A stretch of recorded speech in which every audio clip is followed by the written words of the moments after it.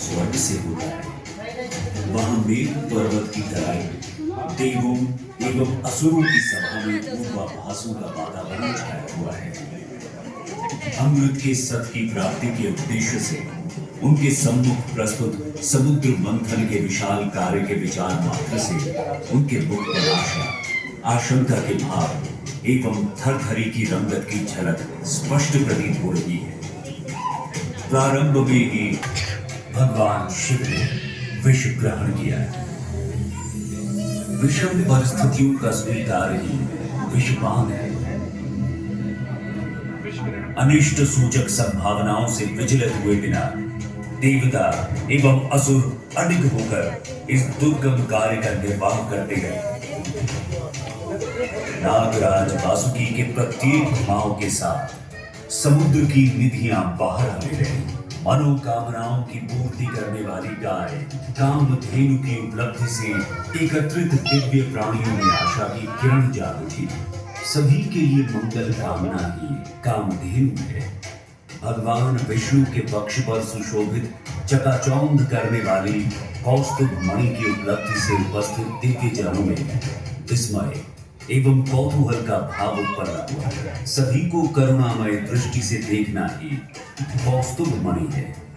भव्य श्वेत गज ऐरावत की प्राप्ति गहराइयों से होते ही उपस्थित दिव्य जनों में विस्मय का भाव जागृत हो गया। अपने ऐश्वर्य से प्रेम की स्थापना करना ऐरावत हाथी है। इसके पश्चात समुद्र मंथन से 7 सिर वाला अश्व उच्चैः श्रवा सरपट दौड़ता हुआ बाहर निकला। अपने बल एवं पौरुष से सत्य को स्थापित करना ही अश्व शक्ति है। दिव्य इच्छाओं की पूर्ति करने वाला कल्प वृक्ष उपस्थित जन समूह के समक्ष खड़ा है। सभी का कल्याण चाहना ही कल्प वृक्ष है।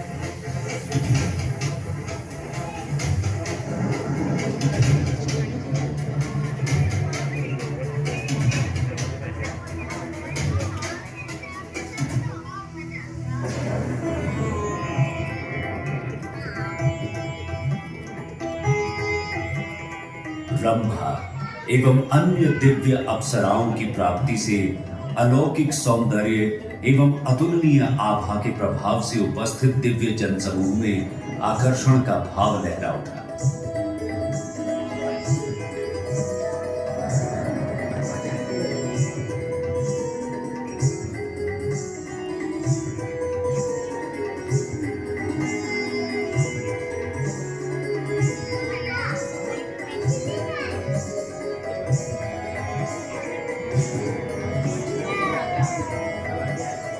उनके मनमोहक नृत्यों एवं लुभावने गीतों से प्रत्येक कोई उनका ध्यान अपनी ओर आकर्षित करने की क्रिया में रत हो गया।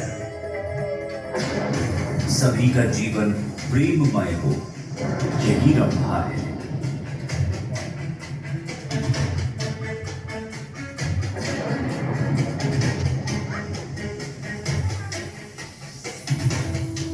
मदिरा की देवी वारुणी की प्राप्ति समुद्र की गहराइयों से होती है। प्रलोभन से विचलित नहीं होना वारुणी है। दिव्य शंख की प्राप्ति के साथ ही शंख में से विजय की ध्वनि निकली। समन्वय स्थापना करना ही पांचजन्य शंख है।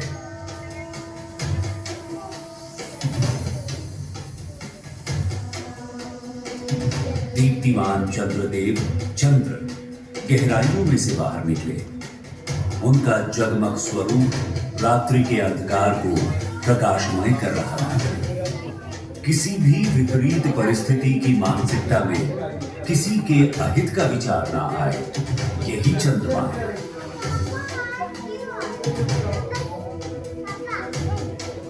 दिव्य वृक्ष परिजात के पुष्पों की गंध जैसे ही वायुमंडल में प्रवाहित हुई, आश्चर्य का भाव जागृत हो उठा। सामंजस्य की सुगंध प्रसारित करना ही पारिजात है।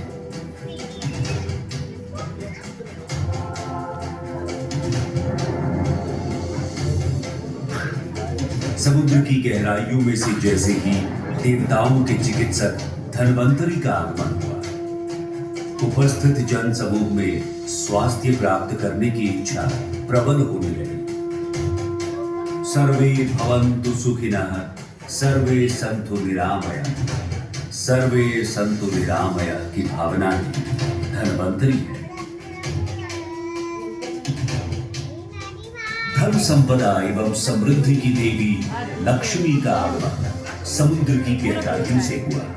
सभी के लिए समृद्धि की भावना ही लक्ष्मी है। अंततः मंथन की प्रक्रिया जब अपने चरम पर पहुंची, अमरत्व के परम उपहार अमृत की प्राप्ति समुद्र की गहराइयों में से हुई। तत्त्वमसि, मैं ही तत्व हूं, मैं ही शिव हूं, अहम ब्रह्मास्मि। इस सत्य की जागृति ही अमृत है। मोहिनी के रूप में भगवान विष्णु की सहायता से देवताओं ने असुरों को पराजित करके अपनी स्वयं के लिए अमृत सुरक्षित कर लिया।